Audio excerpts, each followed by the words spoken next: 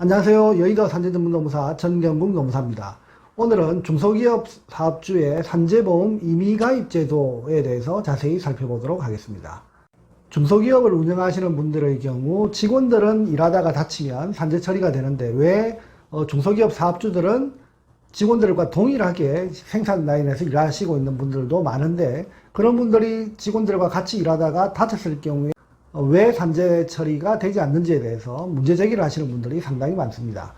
그리고 근로자들도 일이 많아서 과로에 노출되어서 과로사한 경우에 그런 경우에 과로를 입증하면 유가족에 대해서 유족 보상을 해주는데 왜 중소기업 사업주는 직원들과 동일한 유형의 과로와 스트레스에 노출된 상태에서 사망을 했던지 뇌심혈관계 질환이 발생했을 경우에 왜 산재 처리를 해주지 않는지에 대해서 문제 제기를 하시는 분들이 많아서 오늘은 중소기업 사업주인 경우에 직원들과 동일하게 산재 처리가 될 수 있는 그 방법에 대해서 자세히 설명드리는 시간을 가져보도록 하겠습니다.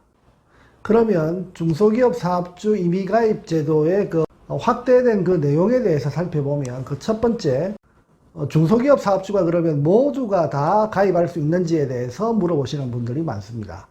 현재 중소기업 사업주 모두가 산재보험 임의가입을 할 수 있는 것은 아닙니다.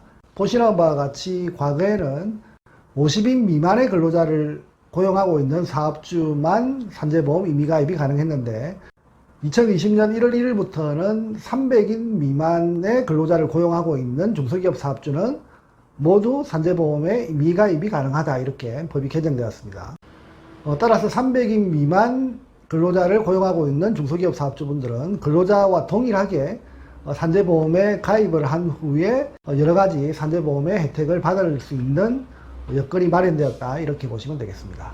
그러면 근로자를 고용하지 않은 1인 사업주의 경우에는 산재보험을 가입할 수 있는지에 대해서 궁금해 하실 수 있습니다. 그 해답은 1인 사업주도 산재보험 임의가입은 가능하다 이렇게 보시면 되겠습니다. 보시는 바와 같이 1인 사업주의 경우에도 산재보험 임의가입이 가능하고 과거에는 특정한 업종에 대해서만 산재보험 임의가입이 가능했는데 현재는 모든 직종에 대해서 1인 사업주, 근로자가 한 명도 고용되지 않은 1인 사업주의 경우에도 산재보험 임의가입이 가능하니까 산재보험을 가입해서 각종 혜택을 받을 수 있도록 제도가 바뀌었습니다. 둘째, 만약에 산재보험 임의가입을 한 경우 중소기업 사업주가 과로사를 했던 경우나 또는 근골격계성 질환과 같은 질병성 재해를 산재 신청한 경우에도 산재 처리가 가능한지에 대해서 궁금해 하시는 분들이 많습니다. 예를 들면 산재 가입하기 이전부터 허리가 많이 아팠던 분이 산재보험 임의가입을 한 이후에 추간판 탈출이 왔는데 그 추간판 탈출이라고 하는 그 질병이 중소기업 사업주로서 반복된 허리 부담 작업을 한 것으로 인해서 추간판 탈출이 왔다라고 하는 것을 입증해야 된다고 하면 비록 가입하기 이전부터 꾸준하게 누적되어져 있던 허리 부분의 부담 작업과 그 부담 작업으로 인해서 발생된 허리 부위에 장기간의 치료 경력이 있다 하더라도 현재 보시는 바와 같은 치료 해시 내용에 의하면 가입하기 이전에 발생된 질병이라 하더라도 가입한 이후에 진단된 상병에 대해서는 산재 처리가 가능하다는 해석이 되어 있는 것으로 보면 산재 처리의 가능성은 충분히 있다 이렇게 볼 수 있겠습니다.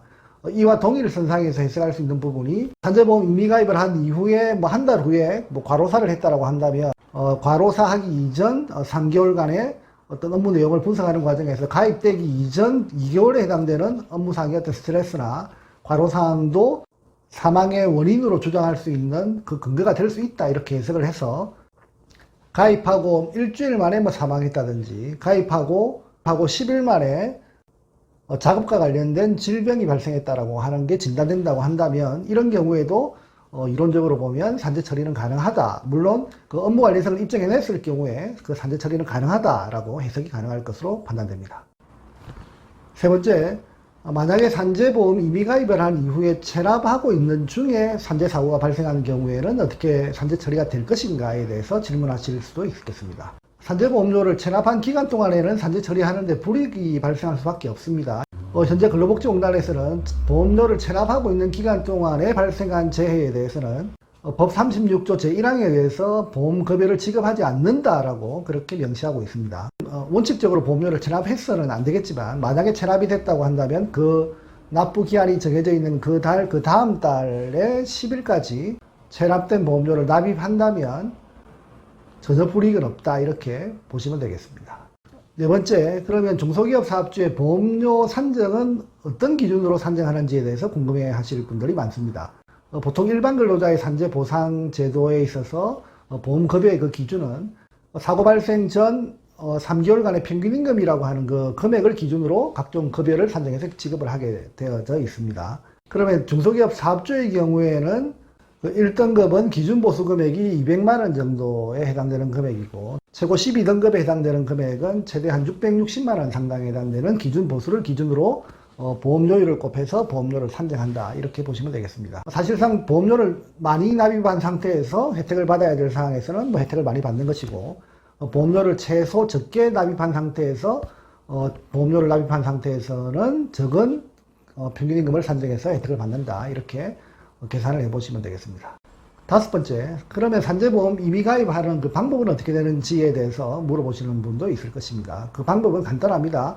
보시는 바와 같이 근로복지공단 홈페이지에서 중소기업 사업주 산재보험 임의가입과 관련된 그 서식을 다운받으셔서 각종 인적사항이나 사업장 내역을 기재하시고, 그리고 가장 중요한 것이 그 앞에서 말씀하셨다시피 기준보수에 대한 그 금액을 정확히 산정할 필요가 있습니다. 그 금액은 임의로 본인이 정해서 본인이 혜택을 받을 그 크기를 정하는 것이기 때문에 적정한 금액의 수준을 정해서 산재보험을 가입을 하면 되고, 그리고 업종에 따라서 보험료율이 정해지기 때문에 그 해당 업종은 여러분이 이미 가입한 산재보험 해당 업종과 동일하게 판단해서 가입이 된다, 이렇게 보시면 되겠습니다. 오늘은 중소기업 사업주의 산재보험 임의가입 제도에 대해서 설명을 드렸습니다.